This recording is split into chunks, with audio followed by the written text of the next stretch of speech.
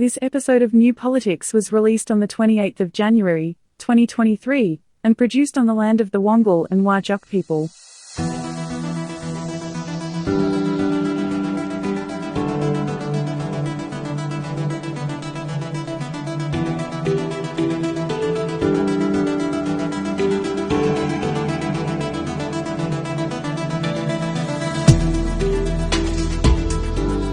Welcome to New Politics. In this episode, News Corporation decides to hate yet another female Prime Minister, the media attacks on the Prime Minister in Alice Springs, and we look at the latest opinion polls. I'm Eddie Djokovic, editor of New Politics. I'm David Lewis, Australian of the Year in our hearts. And if you'd like to support New Politics, you can support us through a Patreon subscription. Whether it's a subscription or if you just want to listen in, read our material online or buy a t-shirt or buy a book, it's all available at newpolitics.com.au, and all of this is a good way to support independent journalism.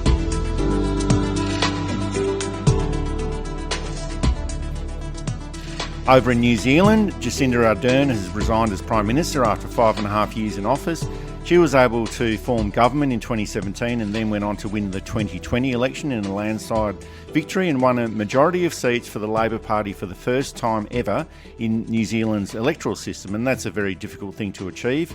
She was one of the few leaders to manage the coronavirus pandemic effectively. The New Zealand economy has performed well over the past 5 years, but just as there is in Australia, there are high cost of living issues. Housing prices are high, as is inflation, but generally she's been a highly successful Prime Minister. Now, normally the Australian media stays away from New Zealand politics, but News Corporation has been having a field day since Jacinda Ardern announced her resignation, saying that all of her instincts were bad. She shut down the engines of economic growth. She was a flop. She was a dreadful Prime Minister who failed. Her legacy was no bed of roses. She was vacuous, queen of woke, leaving a trail of chaos behind. And these are some of the better comments that they made. Now, all of these comments and negative articles were all made by male journalists at News Corporation, so it continues their long tradition of sexism and misogyny. They attacked New Zealand Prime Minister Helen Clark when she left office in 2008 in pretty much the same way. We had those 3 long, hard years of sexism and misogyny from News Corporation, directed at former Prime Minister Julia Gillard. And if you connect all of the dots, Jacinda Ardern, Helen Clark, Julia Gillard, they were all successful politicians. They were all from the left. They were from a political party which represents unions and workers, and the big factor is that they are all women. And that's the big issue that News Corporation just doesn't seem to be able to handle very well. I think the lasting image of Jacinda Ardern was her putting on a hijab and embracing the people who'd been affected by the terrible, terrible shooting in the mosque. It showed compassion. It showed inclusivity. It showed democracy in a way. These were New Zealand citizens for the most part, or wanting to become New Zealand citizens. And she walked in humble and heartbroken and showed the world how a leader behaves in such a tragedy. Now, she wasn't the only world leader ever to act compassionately and humanely in a crisis. Many, many others had done that. But this was a fairly unprecedented thing in New Zealand. And for her to adopt the clothing customs of the mosque was, I think, a real show that she was serious about making sure that the people affected were part of her constituency, that they weren't going to be tossed aside like other governments may have done. She was very well regarded on the world stage. And she's not dead, by the way. I'm talking about her prime ministership. She had a certain everyday quality about her that is usually praised in male politicians. But from the feral Australian right, none of whom I think are New Zealanders. I saw that Channel 9 interviewed Winston Peters, who heads up the right-wing New Zealand First Party. And there was no surprises in that. She was a failure. She went because she was finished. She was a disaster for New Zealand. They didn't get in any of her cabinet to maybe say, well, these are the achievements of our government. They certainly didn't interview her, and I think that she was open to interviews. So the Australian right is terrified of another left-wing, progressive, young female. It's quite sad, really. And it also seems like it doesn't really matter where that progressive centre-left politician comes from, whether it's New Zealand or Finland or Australia, they don't care where they come from. And this was all another bonanza for News Corporation as well. It was mainly coming from the Australian newspaper, which seems to be a retirement village for decrepit old male journalists of a conservative persuasion. And they never miss an opportunity to attack successful women, irrespective of which field they're in. They attacked Christine Holgate, the former head of Australia Post, Liberal women who didn't perform up to their expectations. The member for Bass, Bridget Archer, she was castigated by News Corporation when she crossed the floor last year. Julia Banks, when she resigned from the Liberal Party. Women such as Brittany Higgins. Now, once you cross the Liberal Party, or if you don't fit into their ideological agenda, well, News Corporation comes after you. And of course, this is all headed up by Rupert Murdoch. And for Rupert Murdoch, the only women that he seems to want to see are the ones that appear just after he's taken a Viagra pill. But there's an entire collection of these people at News Corporation: Greg Sheridan, Dennis Shanahan, Andrew Bolt, Paul Murray. They're vile, they're sexist and they're abusive. And that's not to suggest that other media is a haven of fairness and integrity. Most of the entire industry is vile, sexist and abusive. And we're actually part of that industry, David, but most of them seem to exist at News Corporation for some reason. You will get the odd Fairfax article that will examine this stuff. And sometimes they're very good, sometimes they're not very good, but you will get the odd Fairfax and Channel 9 report that looks at how bad this is as a whole for society and how it reflects on society. You'll get it in The Guardian, maybe a little bit more, but generally powerful women tend to get attacked. Now, of course, power should be held to account. And I'm sure that there were things that the Ardern government did that didn't come off as well as they might have, that weren't finished, that seemed like a good idea at the start and turned into a bad idea at the finish. And they should be called out. Same with the Albanese government and every other government in the world. But we don't start from the assumption that none of it can be good because she's a woman. She's clearly a very capable woman. It's odd to say this about a national leader, but she has a future in front of her too, I think. I don't think her career is necessarily finished. I think being Prime Minister can be a terribly difficult job if you take it seriously. And she said she's got nothing left in the tank. It's unusual for a politician to admit that. It has happened here. Western Australian Premier Jeff Gallop admitted that. Bob Carr admitted that. Now, we've got to be careful in New South Wales because often there's something else bubbling under the surface. But it does happen. It's very rare. And actually, my favourite comedic take was, I can't remember if it was the Shovel or the Chaser, who reported on Australians being flabbergasted at a leader who wasn't going to sit on the backbench and white-ant the party. She stepped down. She's not standing at the election. She's making a clean break for it all. I suspect she'll go into either not-for-profit work, maybe work for the United Nations or something like that. It doesn't matter, but it is a contrast to other ex-prime ministers we might name, but we won't, who hang around and aren't there for the good of the party or the country, who are just there because they don't know what else to do. And I think all of this has been an excellent example of just how News Corporation operates. When something doesn't fit into their particular agenda, they just make things up. And they do it every time for centre-left political parties. Now, they've made that big claim that Jacinda Ardern presided over a terrible economy and left it behind in shambles, but the statistics actually tell a different story. The New Zealand economy is the third best growing economy in the world. They've got a growth rate of 6.4%. That's just slightly ahead of Australia's economy, and that's compared to the OECD average of just 3%. The jobless rate is 3.4%. That's the fourth lowest in the OECD. Inflation is at 7.4%, and the OECD average is 11.6%. And they keep saying that it's a terrible economy, but it is one of the best performing economies in the world. Now, Having said all of that, no politician is perfect. Ardern's Labor Party is actually trailing in the polls at the moment, so her gloss has steadily worn off over the past year, and quite often politicians might be viewed more favourably to an overseas audience, but it ends up being quite different domestically. And we have to remember that Mikhail Gorbachev was very popular internationally, but he was loathed and hated during the end of his time as president of the Soviet Union.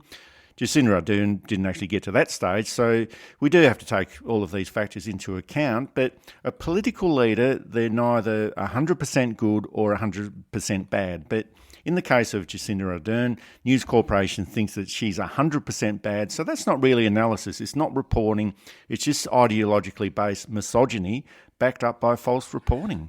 I wonder how much of it too is a reaction that their own people have been duds. So they're trying to say, oh, look, what you might call whataboutism. Except, again, facts, as the writer so often prone to tell you, facts don't care about your feelings. And then they quote facts at you that are either wrong or false or non-existent. In this case, facts don't care that you don't like Jacinda Ardern, and it's perfectly fine to not like the Ardern policies, by the way, if you have an argument about it. But she comes to the end of her time having left New Zealand in a better place. And even good prime ministers or even good national leaders, that always doesn't happen. Circumstances beyond their control come in and they leave at the cusp of a recession, or something changes and there's something that's just out of their reach, or something that they hadn't anticipated comes along, and good prime ministers go in disgrace. Ardern's managed to get out before there's a crash. She's managed to get out at a really good time, handing it over to her successor, a country in good stead. They are likely to lose the next election as far as I can tell, and the multi-member representation of New Zealand with no upper house makes it hard to predict, which is why her victory was so astounding, that she was able to get a majority in a system that's designed to not have majority, and a system is designed to try and get everybody working together. So that she was able to do that was remarkable, and I think she will be remembered for a long time, not just in New Zealand, but internationally. You're listening to New Politics. You can subscribe to us on Apple or Google Podcasts, listen through Spotify, YouTube, SoundCloud and Amazon Music, or you can find us at newpolitics.com.au. And you can now support New Politics through Patreon.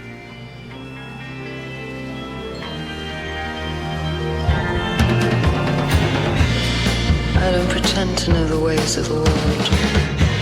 A means to an end seems the way.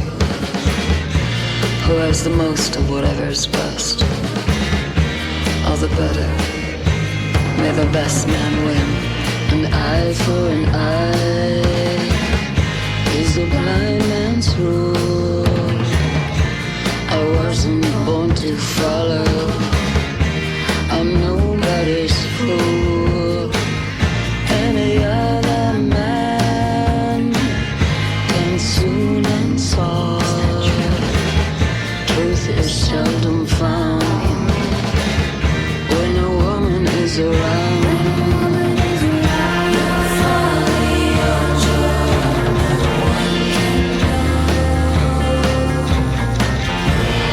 Who's that Cheshire grin? Take it like a man. Keep what's yours.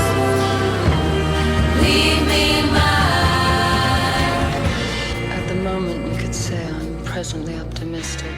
The Prime Minister has visited Alice Springs in response to rising crime rates in the town, and as usual, the media decided that Anthony Albanese was terrible for not going to Alice Springs, and then when he did go, he was also terrible for doing that as well. And I think it's sometimes best for political leaders just to ignore the media and do what's right rather than trying to appease them, because they just can't seem to decide what's right or wrong.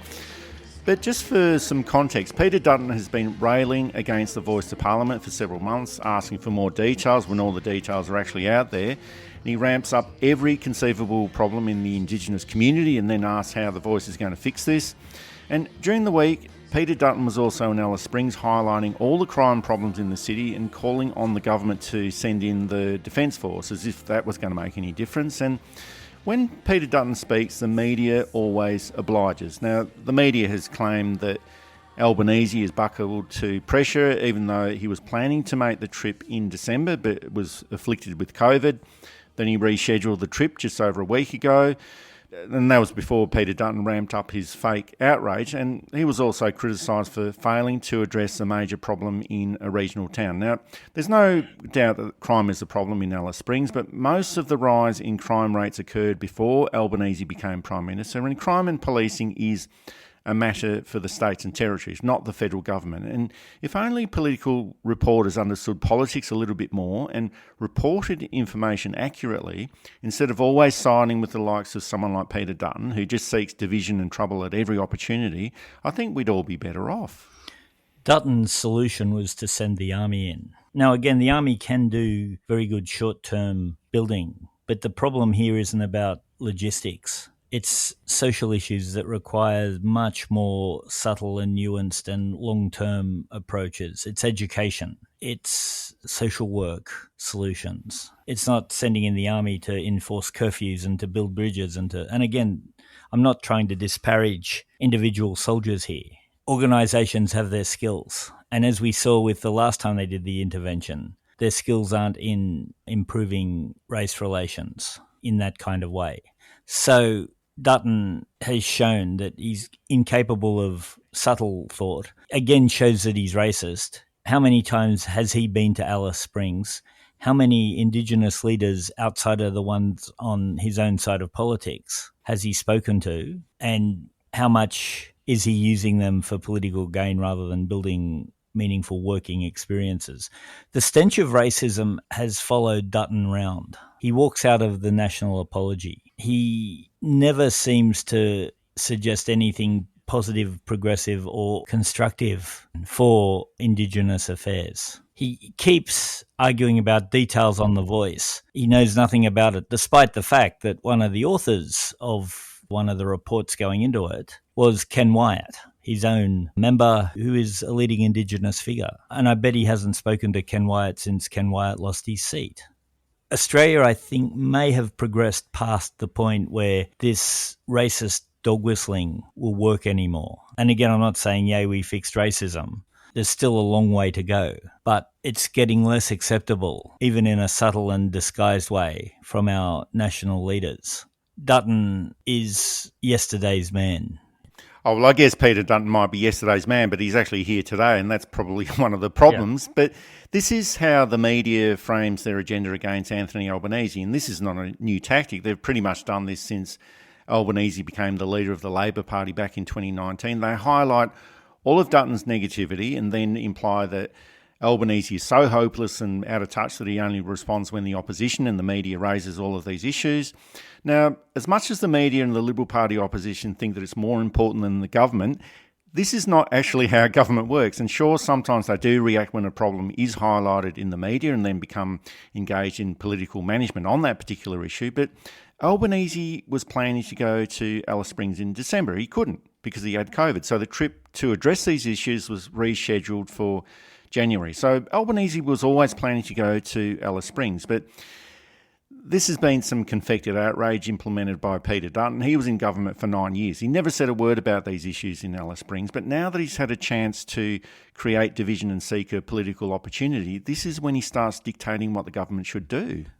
It's very easy for the Prime Minister to demonstrate, yes, we already had these plans. Yet the press is sort of pushing, oh, yeah, Dutton forced him to go. Peter Dutton is back from the dead. Yeah, he's not really.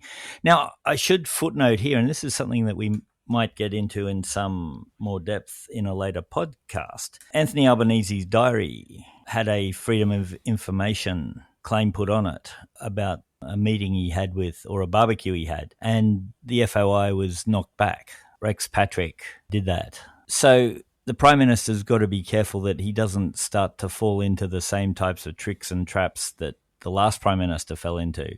He's got a lot of political goodwill, and you've got to be careful what you burn that on. And secrecy and seeming to do the same thing as the other side will burn that a lot quicker than unpopular economic decisions, for example. Having said that he went to Alice Springs was a good thing. It's not the only town, by the way, that has these problems. I don't know why Alice Springs is more prominent than Walgett in New South Wales, Ceduna in South Australia. There's about 12 towns in Queensland. But I guess it's that symbolic. This is the heart of Australia, the literal heart. It's right in the middle of the continent. And it's easy for people to pretend to have an emotional connection with that place, even if they've never been, than it is to mention somewhere that's 4 hours west of Bourke, which is 7 hours west of Dubbo, which is 6 hours west of Sydney.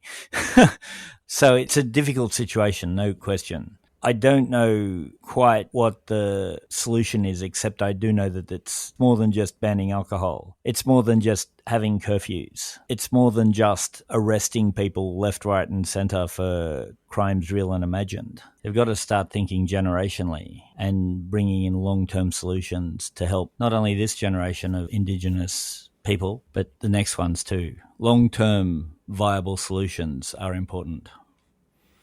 There's also been some suggestions that Peter Dutton is a better campaigner and gets his message across more effectively than when Albanese was in opposition, and that's not actually the case. Dutton has got a massive advantage in media management in that he gets huge favours from news editors and media proprietors, and it's not like Albanese's media team sat around and did nothing during their time in opposition. They were actually shunned by the media. We never used to see Albanese because the media didn't want to engage with him, and you could argue, well, it's up to a political party to get around those barriers.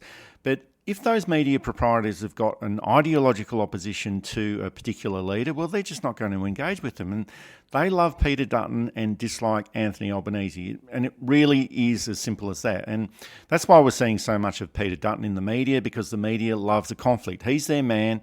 We're probably going to see a lot more of him. And we're going to see a lot more of this framing of Dutton supposedly directing the agenda. And we're going to see more of these types of media messages where Anthony Albanese was supposedly pressured by the opposition to go to places like Alice Springs, even though he was always planning to be in Alice Springs at this time, and he was going to go there to address these issues. And this is in stark contrast to the previous Prime Minister, Scott Morrison, when he went to Alice Springs in February 2022, just under a year ago.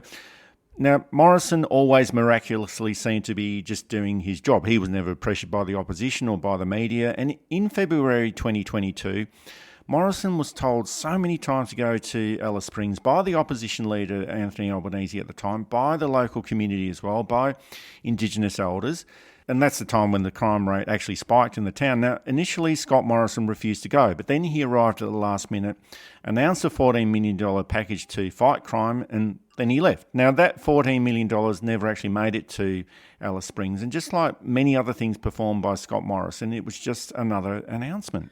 They're very good at announcing, and as we've seen over the last 9 years, they're not very good at delivering.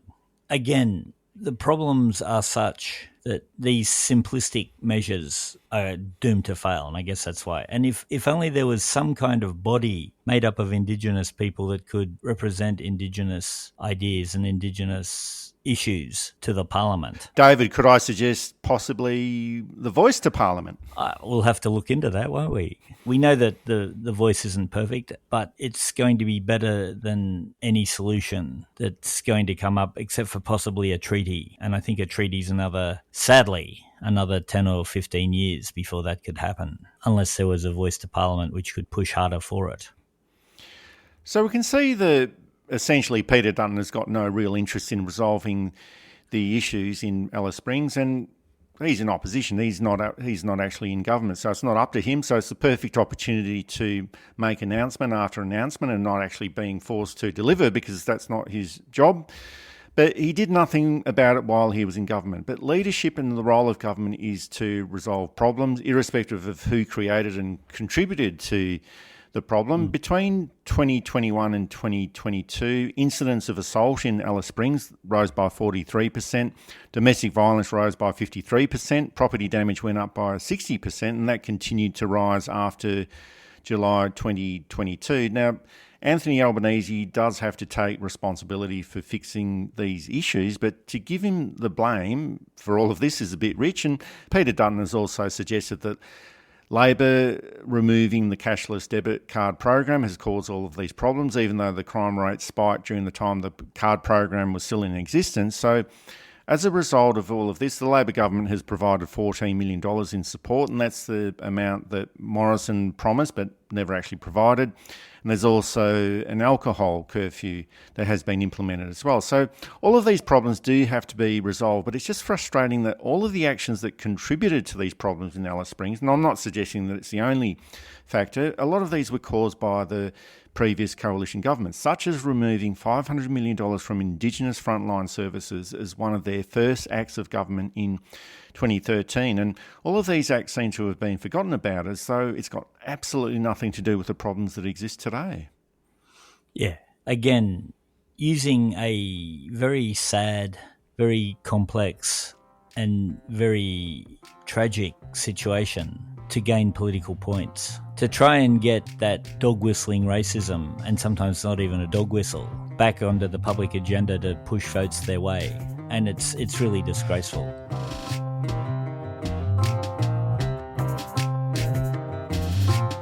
You're listening to New Politics. You can subscribe to us on Apple or Google Podcasts, listen through Spotify, YouTube, SoundCloud and Amazon Music, or you can find us at newpolitics.com.au. And you can now support New Politics through Patreon.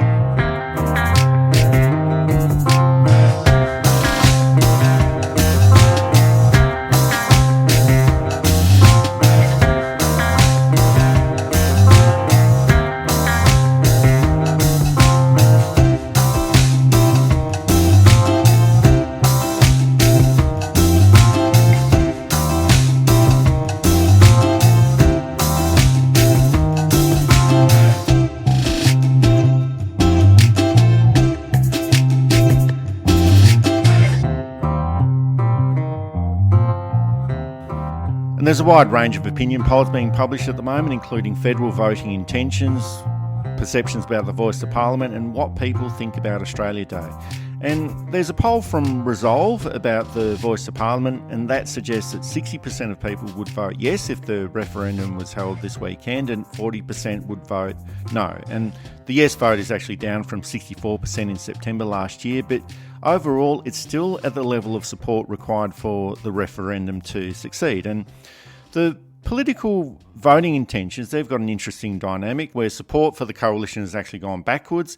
In the Resolve poll, the Labor estimated two-party preferred vote is 60.5%, and for the Liberal National Coalition it's 39.5%. The Morgan poll is similar. It's 59.5% for the Labor Party and 41.5% for the LNP. And Peter Dutton's support has slipped further behind. It was already pretty low, but it's actually dropped even further. Now, an unpopular opposition leader is leading a campaign against the voice. Now, they're not officially saying no at the moment, but it's an unofficial campaign to force a no vote for the voice to Parliament. Dutton might be getting some traction, and we can see what his political strategy is, but it's entirely negative, and I think it might be counterproductive. He's not Tony Abbott. He's certainly not John Howard. He's just Peter Dutton. It could be, I've said this before, it could be that this is the first referendum that passes without official bipartisan support. I think it's going to be the Greens. Lydia Thorpe has spoken against the voice and is not sure whether it's worth pursuing. Thinking, and her argument is, till there's a treaty in place, nobody can be trusted. I would argue that you can't trust the treaties either. But it's not an invalid argument, I will be fair. I think a treaty would take much longer, and I think that a treaty through the voice would be quicker. I don't want to say that as a gubber telling black people what to do, by the way. I'm just looking at it from a political and procedural point of view. It's certainly a more valid argument than, oh, we don't have enough details apart from the dozens of articles and hundreds-page reports. And so the Greens are working out whether they'll support it. I suspect that if the Liberal Party doesn't support it and the Greens don't support it, that will create a big enough wedge. And I've noticed it's the newspapers. Dutton has failed in his attempt to wedge, but the newspapers are pushing this notion a bit more, that there's this division in Indigenous voices Some saying that we need a treaty first, others saying we need the voice, and then others saying that the voice isn't going to do any good, and that's pointing at people like Lydia Thorpe and Warren Mundine. It may be that shows the failure of the referendum to get up. I suspect the Greens are having all kinds of existential crises at the moment as they try and work out what's the best way to go. That's a matter for them, of course. But it's going to be interesting. Again, the voice was put through after discussions with hundreds of Indigenous leaders and communities. So these other views do seem to be minority views. And there is some despair about Peter Dutton's strategy that all of this will derail the yes vote. But my feeling is that he's so thoroughly unlikable and negative that it might not work at all. And there's always that situation that because we follow the media and political reporting so closely that we might actually be missing what's happening out there in the community. And this could end up being a repeat of what happened during the federal election and Victoria election in 2022, where the media played the role of the horse race commentator and the contest seemed a lot closer than it actually was. And the other issue is that the guy who's doing his best to destroy the voice of Parliament is actually quite unpopular, as is the party that he leads, and he might be appealing to the people who were going to vote no anyway and are supportive of his style of leadership. So in a political marketing sense, it's almost like Peter Dutton is not the right leader for a no campaign, if that's what they wanted to achieve. And there's also been questions on social media about whether Peter Dutton is a racist leader, and you referred to this before, David, and it's not for me to say, of course, and also I don't want to be facing a defamation case, but Peter Dutton did walk out of the apology to the Solent generation back in 2008. He laughed about rising sea levels for Pacific Island communities. He ramped up all that African gangs rhetoric in Melbourne. He said that rape victims in Manus Island and Nauru were just trying it on, supposedly. He refused to grant visas to the Murugapan family, while at the same time he was suggesting that there should be strong consideration for white farmers in Zimbabwe. And the constant factor here is skin colour. Now, I'm not going to say anything else, but I think the evidence can speak for itself. You have to be very careful. As a political leader, you have to be very careful what you say, because things can be taken out of context and that defines the rest of your political career. Again, the things he has opposed has tended to focus on people of a different skin colour. Now, this, of course, could be coincidental. The whole Melbourne gangs thing was totally undermined by his own side when Christopher Pyne realised halfway through an interview he was supposed to be complaining about hordes of African gangs, having just reported to the journalist that he'd been out and had a lovely night to dinner, which, of course, he wasn't supposed to be able to do. That pretty much killed the whole African gangs are ruining Melbourne. And what a Queensland politician is doing talking about problems in Melbourne is a whole other thing. And Chris Pyne, in any case, was from South Australia. So I guess the further you are away from the problem, the more you can see it, I suppose. Whether Dutton is or is not a racist is beside the point. There's a large percentage of the voting public that sees him as having racist ideas, even if he's not fully a racist. And that is problematic for a leader in a modern multicultural society. It again shows the depths to which the Liberal Party has fallen, that he's the best that they could come up with. Yeah, I hope that the party reforms and starts from a more ethical and moral basis rather than the win at all costs that we've had since 1996, definitely. But it will destroy the party far more than the normal decline of standards. And there was yet another poll about Australia Day, and it's that time of the year again, David. I'm getting a little bit sick of all this, but this year it does seem to be a little bit more quiet than it usually is, and that's probably because we haven't got a jingoistic conservative federal government that engages in culture wars. And it was almost like January the 26th over the past 9 years. That was like the starter's gun in yet another episode of the culture war. But the most recent poll, and this one was produced by Essential Poll, and according to Essential, 26% support holding Australia Day on a completely different day. 33% suggest holding another day to recognise Indigenous people, but actually keeping Australia Day where it is. 33% are suggesting no change at all. And I'd say that probably 100% would say yes to an end of those stupid culture war games, but the dynamics of Australia Day is definitely changing. There's less councils that are holding their citizenship ceremonies on January the 26th. Corporate Australia is responding as well. Kmart decided not to sell Australia Day merchandise, much to the chagrin of Sky News. Cricket Australia no longer calls the game played on January the 26th as Australia Day match. The federal government also amended public service rules so people could work on the 26th if that's what they wanted to do, as was the case before 1994. And we have to remember that Australia is the only country in the world that celebrates colonisation of country and dispossession of Indigenous people, and opponents of Australia Day rightly refer to it as Invasion Day. But the change to Australia Day might end up happening fairly quickly, because I think the more people get to understand what the day is all about, the more they are turned off by it and the more they can see how inappropriate the day actually is.